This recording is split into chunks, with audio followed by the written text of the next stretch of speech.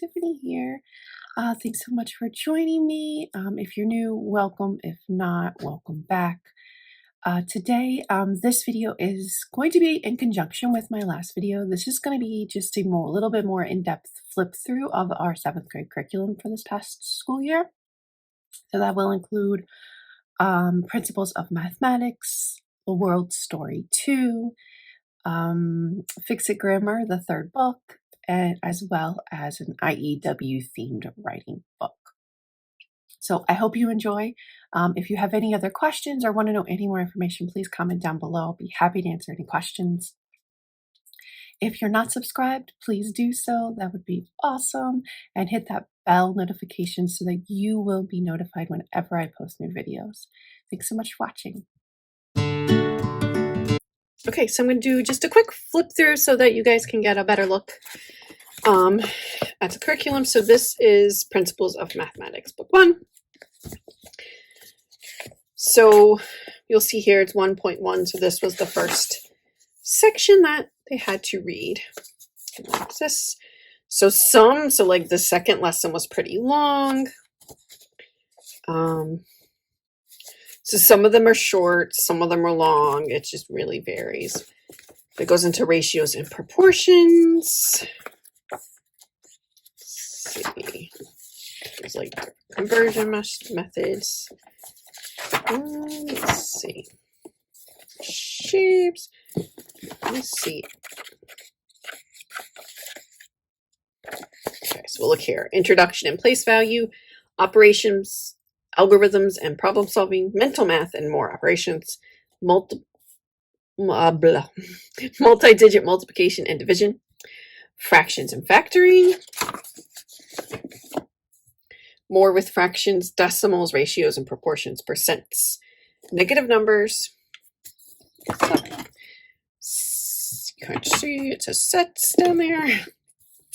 Statistics and graphing, naming shapes, introducing geometry, measuring distance, perimeter and area of polygons, exponents, square roots, and scientific notation. More measuring, triangles, irregular polygons and circles, solid objects and volume, angles, congruent and similar. And then there's a review section at the end. So it does have regular quizzes and tests. You can look in here. So that's all the lessons that you read. And then this is the actual workbook. They call it a teacher guide. So it has all the student worksheets in it, answer keys, this lesson schedule, worksheets, quizzes, and tests. So here it does tell you all the supplies that you need. It gives you like additional ideas. Let's see. So it does have all the lessons, like what you need to read and what worksheet to do each day. So it does have regular quizzes. Quiz. Showing you my daughter's grades. Quiz. There's quizzes over there. And then it has 4 tests and then a final test. So same with the worksheets, like some days it's like 1 page and other days it's multiple pages. So you just never know. And like I said, it even had a couple like writing assignments. So that was cool. So we really enjoyed this. Okay, so next I'll show you World Story 2. Okay, so this is the lesson book, the reading, like the actual reading. It's just great. So each of the chapters are pretty much laid out the same. There's like a start here section that gives you sometimes a little bit of background information, but also a lot of times here it'll kind of bring faith and religion into the curriculum. So this is a Christian-based curriculum. I don't actually read this most of the time. So it basically has the first section, which is usually about 2 pages, maybe 3, and there's a narration break. So these narration breaks are also written into the workbook. Some of them are, some of the questions, but not all of them. So like this one we was reading about St. Patrick. So it says discuss what you read about St. Patrick. So we'll read it. I'll read it out loud. Then we discuss it. We read the captions, look at the pictures. There's always this connect section, which is connecting. A lot of times it's connecting the history to sometimes like biblical ideas.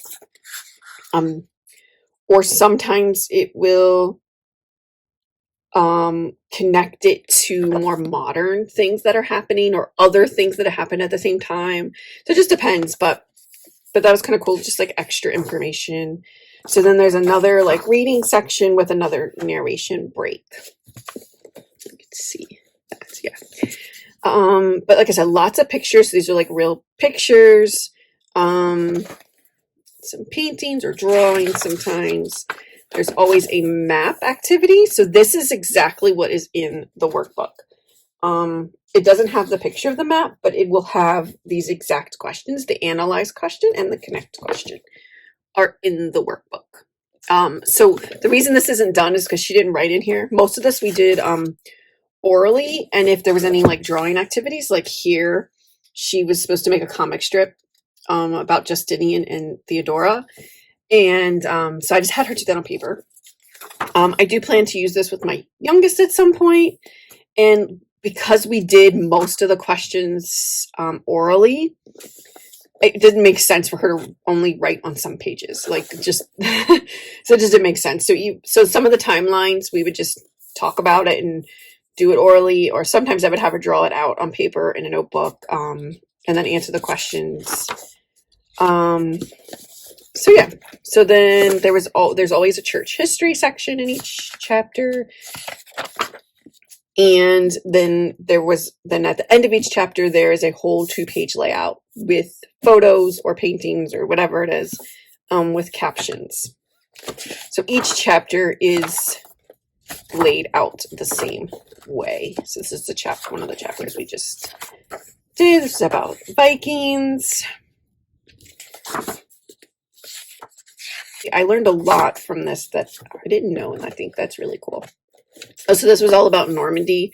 So it even brought it to World War II and when the Allied invasion happened in Normandy, the beaches of Normandy. So I thought that was really cool. So yeah, we really enjoy this. Like I said, it is a Christian curriculum. So if you're not into that, then don't buy it. But if you're okay with that or you want that, I definitely recommend it. So I'll show you more of the workbook. Okay.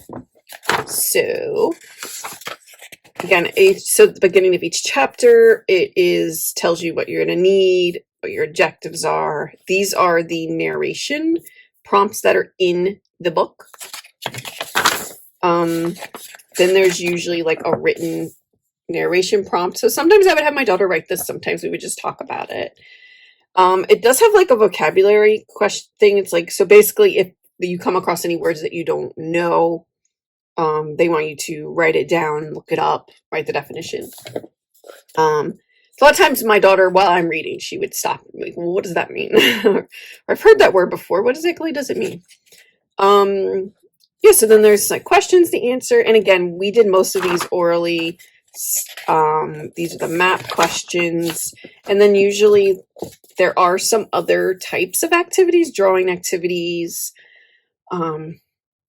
things like that. Like this was fill in the chart with your own description of the feudal system's social class system. Remember to include kings, nobles, knights, and peasants. Feel free to decorate your diagram with drawings of people from all of the classes. So she did this. I actually made a copy of this, and she did that on the copy. There's always a timeline section, and then there's like questions about the timeline. And then at the end of each chapter, also there is the digging deeper section that gives you ideas for more research or projects to go along with it. In the back, there are answers, which is great. There are also, let me see if I can find the beginning of this section. There are reviews, like there's like blank research aid worksheets. There are like review sheets for different sections. There's an architecture study, which is really cool. I really like that. So these I just make copies for her and she does them, or we'll just read it and talk about it. There's also extra artist studies. So there are some built into like the lessons, but these are extra ones. So it was like Leonardo da Vinci. So after you study the art and you read about it, there's like different ways. So it's like you can journal about it or orally answer these questions. There's like art, you can do an art assessment. Then there's, like a try it, usually like recreate the art or some other way to try that type of art or something that the artist did.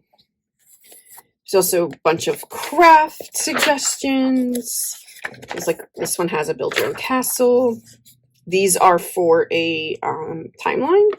So I can make copies of those for her. And then the answer key. So I really like this one. Here is Fix a Grammar. So I showed pretty much what this is. This is the teacher, like I said, this is the teacher guide.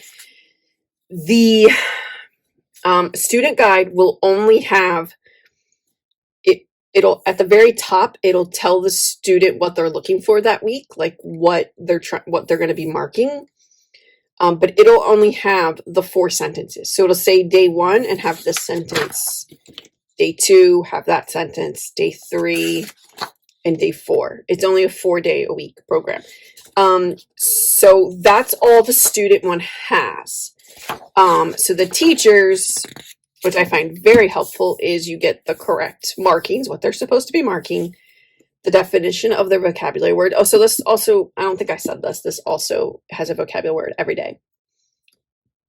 And here it tells about the fixes, like because there are some times where we're not sure. So the fixes and grammar notations. Sometimes there are questions like, well, why is that mark not marked that way? Or why is that marked that way? We're confused. And so this is very helpful for me, especially as she's gotten further along.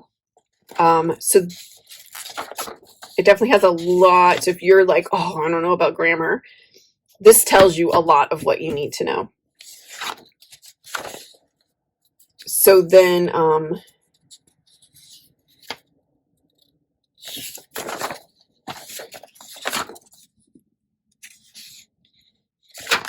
yeah, so that just pretty much goes like that. At the beginning of each week, there is a Learn It page, and the students also have this in their book, except for anywhere where it says teacher's note. Those aren't included. So there's that. And writing lessons. Let's see, let's just go to one of these. So this right here is what the student's book looks like. It gives you the goal for the week. It gives a schedule, which we kind of follow, kind of don't. It just depends on our schedule and what's happening. There's usually like a review, like play a vocabulary game. There are like in the back, there's games you could play to review vocabulary. A lot of times there's historical information sometimes to go along with whatever the source is. And then if there's any new structure, any new style, anything like that, that'll be there too. So like I said, within this box, that's exactly what is in the student's book. So these blinds would be blank in the student book. So these were just for the teacher to give ideas, kinds of things that the student would write. And I don't tell her any of this unless she's really struggling. And then I'll say, well, for an example, they have samurai practicing swords. So then there's also, a lot of chapters, most of the lessons will have a style practice. And this is a good way for them to coming up with some sentences for their writing ahead of time. And I think that really helps with the writing process. And instead of having to come up with it all at once, they're kind of coming up with some of it a little at a time. And I think that helps. So yeah, and there's a checklist, a sample checklist. Yeah, so we really, really enjoyed this. Each chapter will also have the source text in it, if there is a source text, because it does go into research at some point. So, and where there are no source texts. Okay, so that's everything that